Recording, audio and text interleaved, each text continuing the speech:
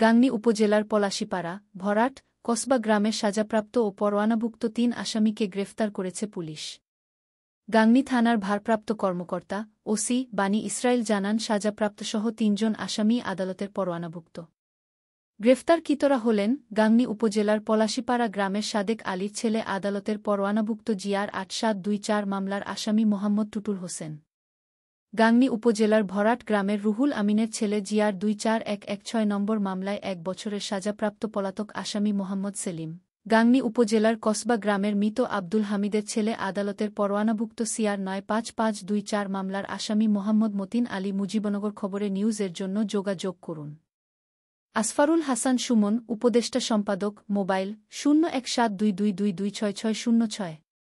শাহেদুজ্জামান রিপন, যুগ্মবার্তা সম্পাদক, মোবাইল 017230043000। শহীদুল ইসলাম সাইদুল, বিশেষ প্রতিনিধি, মোবাইল 016701999955। মহসিন আলী আঙ্গুর, সম্পাদক ও প্রকাশক, মুজিবনগর খবর.com, মেহেরপুর।